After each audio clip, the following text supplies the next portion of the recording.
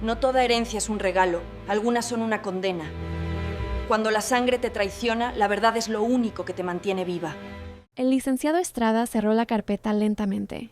Sus manos temblaban. Lo noté porque las mías hacían lo mismo. Señora Vega, dijo, y su voz era como piedras arrastrándose. Lo que le voy a mostrar es difícil. ¿Difícil cómo? Me miró con algo parecido a compasión. O quizás era vergüenza.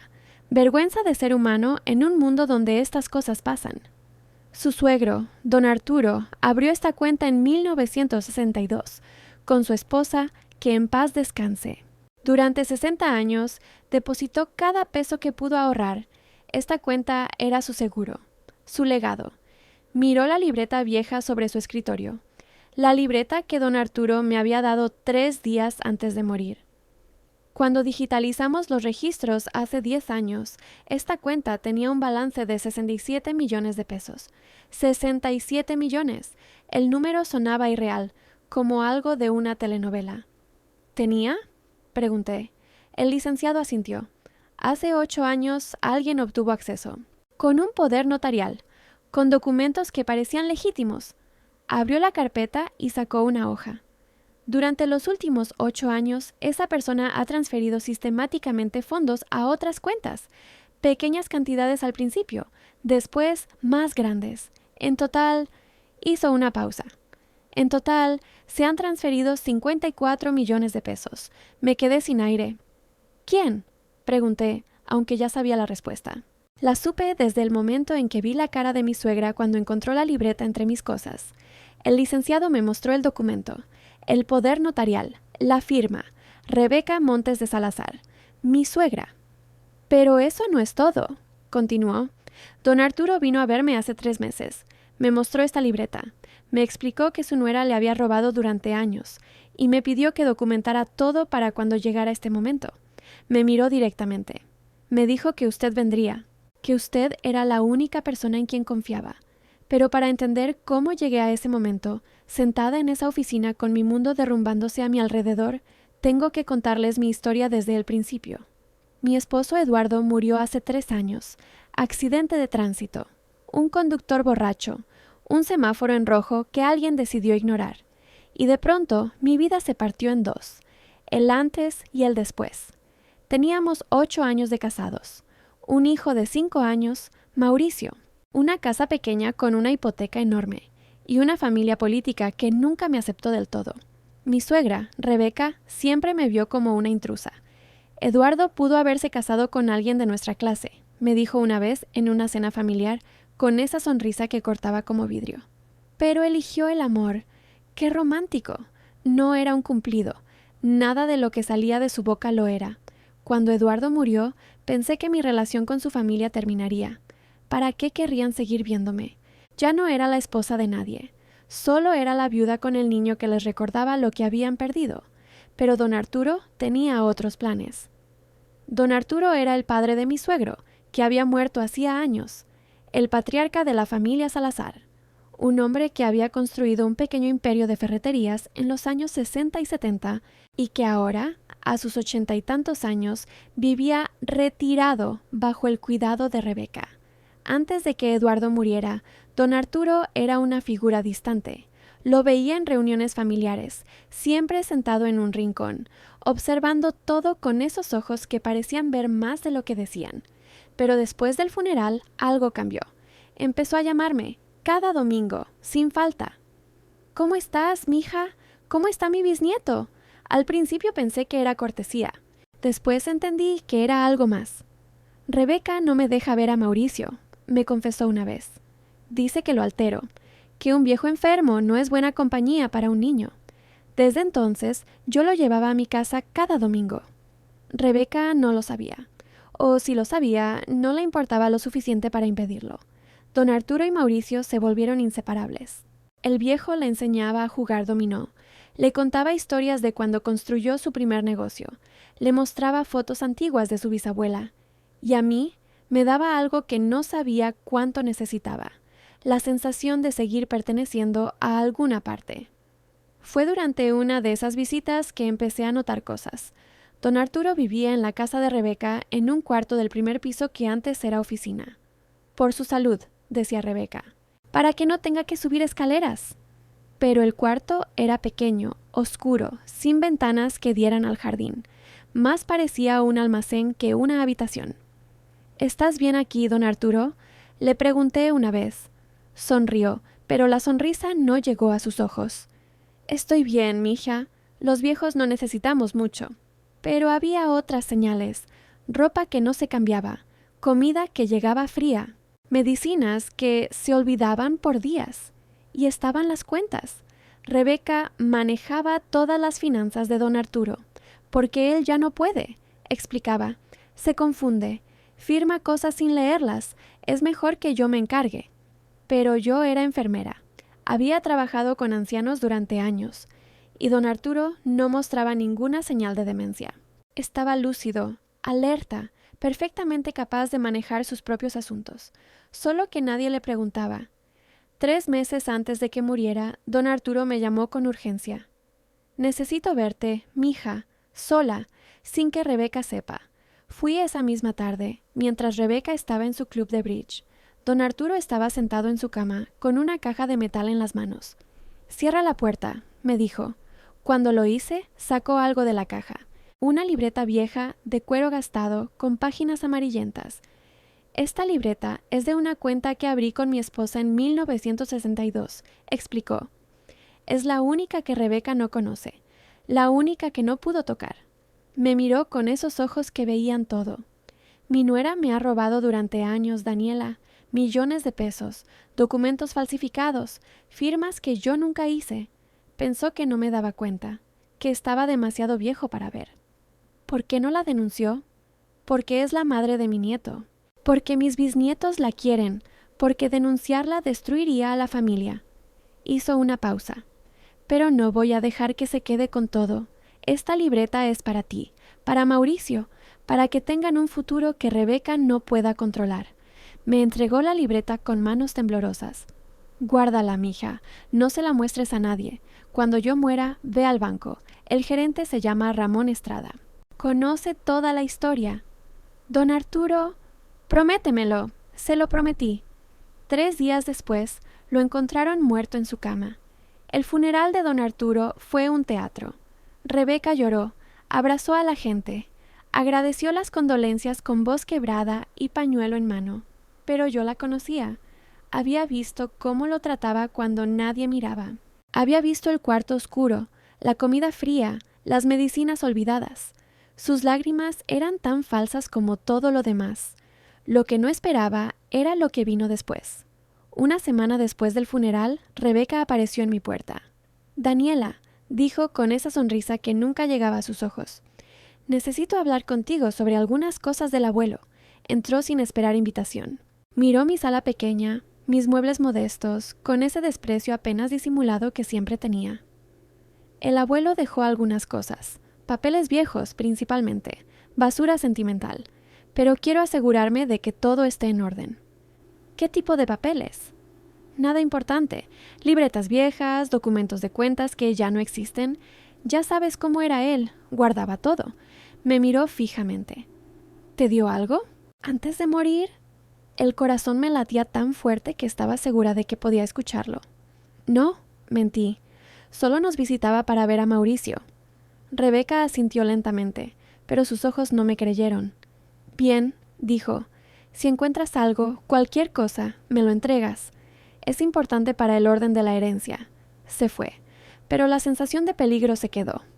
Durante las siguientes semanas, Rebeca empezó a vigilarme. Aparecía sin avisar. Hacía preguntas sobre mis finanzas, sobre mis planes, sobre cómo me iba con los gastos de Mauricio. Debe ser difícil, decía. Una madre soltera, sin apoyo. Si necesitas algo, solo tienes que pedirlo. No era generosidad. Era una trampa. Mientras tanto, busqué información. Discretamente. Como enfermera, tenía acceso a recursos, a colegas que trabajaban con casos de abuso de ancianos. Lo que encontré me heló la sangre. El patrón de Rebeca era textbook, control de finanzas, aislamiento del anciano, acceso exclusivo a cuentas, poder notarial obtenido bajo presión o engaño. Don Arturo no era el primero, ni sería el último, pero él había hecho algo diferente. Había preparado su defensa. El momento que cambió todo llegó 2 meses después del funeral. Rebeca apareció mientras yo no estaba. La vecina me contó después. Había convencido a Mauricio de que la dejara entrar para buscar algo que el bisabuelo le había prestado. Cuando llegué a casa, encontré mi habitación revuelta y la caja donde guardaba la libreta vacía. El pánico fue inmediato, total. Pero entonces vi algo, en el piso, debajo de la cama. La libreta. Se había caído de la caja cuando Rebeca la abrió y había rodado a donde no podía verla. Rebeca había encontrado la caja, pero no había encontrado lo que buscaba. Esa noche escondí la libreta en mi trabajo, en mi casillero, con llave, donde nadie podría buscar, y tomé una decisión. Era hora de ir al banco. El banco estaba en el centro de Monterrey, edificio antiguo, de esos que sobrevivieron la modernización a punta de historia y terquedad. Entré a las 10 de la mañana, con la libreta escondida en mi bolsa, sintiéndome como una criminal. Pedí hablar con el licenciado Ramón Estrada. La recepcionista me miró con curiosidad. ¿Tiene cita? No, pero dígale que vengo de parte de don Arturo Salazar. Él sabrá. 10 minutos después, un hombre de cabello canoso salió a buscarme personalmente. Señora Vega, dijo, y había algo en su voz, algo parecido al alivio. Don Arturo me habló de usted. Por favor, acompáñeme. Su oficina era pequeña, llena de fotos familiares y reconocimientos bancarios. Me ofreció café, agua. Acepté agua porque mi boca estaba demasiado seca para cualquier otra cosa. Le mostré la libreta, y entonces empezó a hablar. Conocí a don Arturo hace 40 años, explicó. Cuando empecé a trabajar aquí, él ya era cliente. Venía cada mes a hacer sus depósitos. Religiosamente. Sonrió con nostalgia. Era un hombre de rutinas, de principios. Decía que el dinero se gana con trabajo y se guarda con disciplina. La sonrisa desapareció. Hace 3 meses vino a verme. Estaba débil, pero perfectamente lúcido. Me mostró documentos, registros, pruebas de que su nuera le había robado millones durante años. ¿Por qué no lo denunció antes? Porque quería estar seguro, quería documentar todo y quería proteger a alguien. Me miró directamente. A usted y a su hijo. Sacó una carpeta de su escritorio. Don Arturo cambió los beneficiarios de esta cuenta hace 3 meses. Usted y su hijo Mauricio son ahora los únicos titulares. Rebeca Montes de Salazar no tiene ningún derecho sobre estos fondos. Me quedé sin palabras. Pero eso no es todo, continuó. Don Arturo también dejó instrucciones, un paquete de documentos que preparó durante meses, evidencia de cada transferencia fraudulenta que su nuera realizó, copias de los poderes notariales falsificados, testimonios de empleados del banco que notaron irregularidades. Puso una carpeta gruesa sobre el escritorio. Esto es un caso listo para el fiscal. Don Arturo quería que usted decidiera qué hacer con él. Pasé 2 horas en esa oficina. El licenciado Estrada me explicó todo. Cómo Rebeca había obtenido acceso a las cuentas principales de don Arturo hace 8 años, usando un poder notarial que él probablemente firmó sin saber lo que decía. Cómo había transferido fondos sistemáticamente, siempre cantidades que no levantaran alarmas inmediatas. Cómo había usado el dinero para sus propios gastos, sus viajes, sus inversiones fallidas. Y cómo don Arturo lo había descubierto hace 2 años, y en lugar de confrontarla, había empezado a documentar. Cada transferencia, cada firma falsificada, cada mentira. Había construido un caso desde su cuarto oscuro, sin abogados, sin ayuda, solo con paciencia y determinación, y me lo había dejado a mí. La carta que encontré en la carpeta decía: Mi querida Daniela, si estás leyendo esto, cumpliste tu promesa. Sabía que lo harías. Rebeca me robó porque pensó que estaba demasiado viejo para darme cuenta, porque pensó que un anciano en un cuarto oscuro no ve nada. Pero los que callamos, vemos todo. No te pido venganza. Te pido justicia. Para mí, para Eduardo, que murió sin saber lo que su madre era capaz. Para Mauricio, que merece un futuro que ella no pueda robar. Haz lo que creas correcto. Confío en ti. Con todo mi cariño, Arturo Pede. Los Salazar siempre me vieron como un viejo tonto. Ojalá pudiera ver la cara de Rebeca cuando descubra que el viejo tonto la ganó. Tardé 1 semana en decidir. 1 semana de noches sin dormir. de mirar a Mauricio dormido y preguntarme qué era lo correcto, de pensar en Eduardo, en lo que él hubiera querido. Al final, la decisión fue simple. Rebeca le había robado al hombre que la acogió en su familia durante 40 años. Había dejado morir a su suegro en un cuarto oscuro mientras gastaba su dinero. Había mentido, falsificado, manipulado, y habría seguido haciéndolo si don Arturo no la hubiera detenido desde la tumba. Llevé la carpeta al Ministerio Público. La investigación duró 6 semanas. Con toda la documentación que don Arturo había preparado, el caso prácticamente se armó solo. Los peritos confirmaron que las firmas en los poderes notariales no coincidían con los registros históricos del banco. Las transferencias estaban documentadas hasta el último centavo. Había incluso correos electrónicos entre Rebeca y un notario corrupto que ahora enfrentaba sus propios cargos. Pero lo más devastador fue el testimonio de los empleados de servicio doméstico. Una de las personas que había cuidado a don Arturo durante años habló. Contó cómo Rebeca le reducía las raciones de comida, cómo olvidaba darle sus medicinas, cómo le quitó el teléfono porque hacía llamadas que lo confundían. Abuso sistemático, durante años. La detención fue un viernes a las 7 de la mañana. Yo no estuve ahí, no quería estar. Pero la fiscal me llamó después. Fue difícil, dijo. Gritó, lloró. Dijo que todo era un malentendido, que su suegro estaba senil, que usted la estaba difamando por venganza. ¿Y qué pasó? Le mostramos la evidencia, las transferencias, los documentos falsificados, la carta de don Arturo explicando todo. Hubo una pausa. Se quedó callada, completamente callada, como si finalmente entendiera que no había salida. El juicio fue 3 meses después. Me senté en la tercera fila, con la carta de don Arturo en mi bolsa. Rebeca entró con su abogado. Se veía más vieja, más pequeña. La mujer que siempre había dominado cada habitación ahora parecía desvanecerse en su propia ropa cara. Me buscó con la mirada. Cuando me encontró, vi odio, puro y destilado. La fiscal presentó el caso, los 54 millones robados, los documentos falsificados, el abuso sistemático de un anciano vulnerable, la premeditación durante años. El abogado de Rebeca intentó la única defensa posible, que don Arturo estaba mentalmente incapacitado y no sabía lo que hacía cuando preparó esos documentos. Pero el licenciado Estrada testificó, y 2 médicos que habían examinado a don Arturo en sus últimos meses, y los empleados del banco que recordaban sus visitas, su lucidez, su determinación. El juez no tuvo dudas. Rebeca Montes de Salazar. 9 años de prisión federal, restitución total de los fondos robados, inhabilitación permanente para manejar bienes de terceros.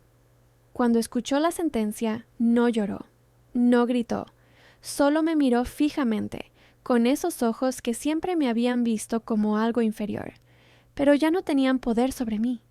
La única vez que hablé con Rebeca después del juicio fue 1 mes después. Me llamó desde la cárcel. No sé cómo consiguió mi número. Daniela, dijo, y su voz era irreconocible. Rasposa. Vieja. ¿Por qué? ¿Por qué? ¿Qué? ¿Por qué me destruiste? Yo te abrí las puertas de mi familia. Te traté como una hija. Casi me reí. Casi. Me trataste como a una sirvienta con pretensiones. Dije, desde el primer día, nunca fui suficiente para tu hijo. Nunca fui suficiente para tu familia.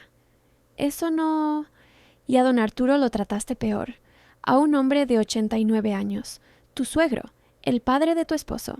Lo pusiste en un cuarto oscuro y le robaste mientras se moría. Silencio del otro lado. Él me debía, dijo finalmente, y su voz era apenas un susurro. Todos esos años que cuidé de él, que soporté sus manías de viejo, que administré sus cosas cuando ya no podía. Me lo debía. No te debía nada. Te dio su confianza, y tú la usaste para robarlo. Era dinero de la familia. Era su dinero. Lo ganó él, lo ahorró él, y decidió dárselo a quien él quiso. A ti, escupió, a una extraña, una viuda que no es ni sangre de los Salazar. ¿Por qué a ti? Pensé en don Arturo, en sus ojos cansados pero lúcidos, en cómo me miraba como si fuera familia de verdad.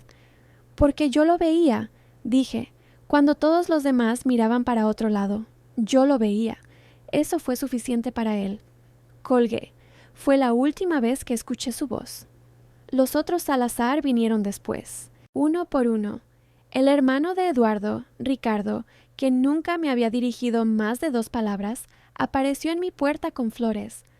No sabíamos, dijo. Juro que no sabíamos lo que mamá estaba haciendo. No le creí del todo, pero tampoco importaba. Don Arturo dejó instrucciones, dije. El dinero que queda en la cuenta se dividirá entre todos los nietos. Mauricio recibirá su parte cuando cumpla 21. Ustedes pueden hacer lo que quieran con la suya. Ricardo me miró con algo parecido al respeto. Era la primera vez. ¿Por qué?, preguntó. Podrías quedarte con todo. Legalmente es tuyo. Porque don Arturo quería que la familia tuviera un futuro. Todos, no solo nosotros. Pero después de lo que tu madre hizo lo que hizo, ustedes no tienen la culpa. Y don Arturo no los habría culpado tampoco. Era verdad. Don Arturo siempre separó a Rebeca del resto de la familia. Sabía que sus nietos no eran como ella. O quizás esperaba que no lo fueran. Han pasado 18 meses desde el juicio. Dejé mi trabajo en la clínica. No porque no me gustara, sino porque finalmente podía elegir. Abrí un pequeño negocio. Una tienda de productos de enfermería y cuidado de ancianos. La llamé Casa Arturo.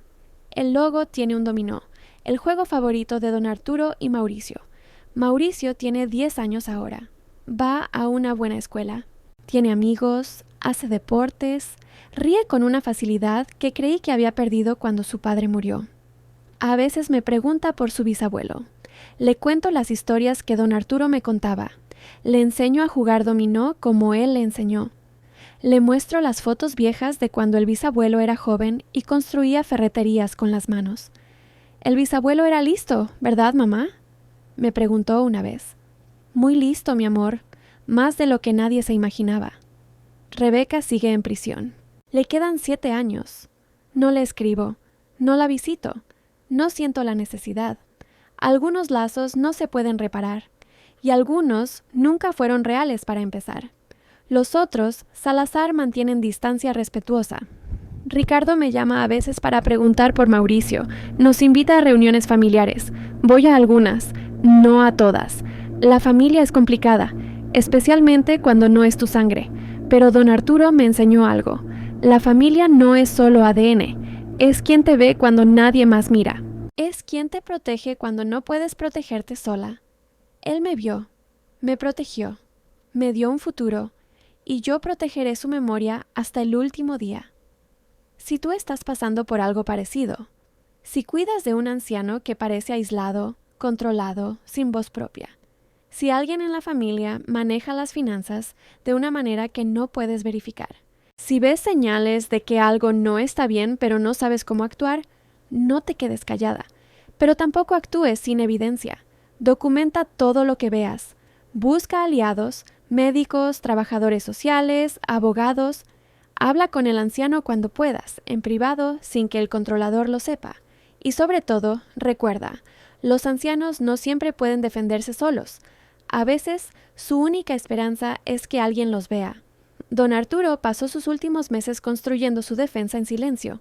Me confió su secreto porque sabía que yo no miraría para otro lado. No sé si soy valiente, no sé si soy especial. Solo sé que lo vi, y que ver a alguien, realmente verlo, a veces es suficiente para cambiar todo. Gracias por escuchar mi historia.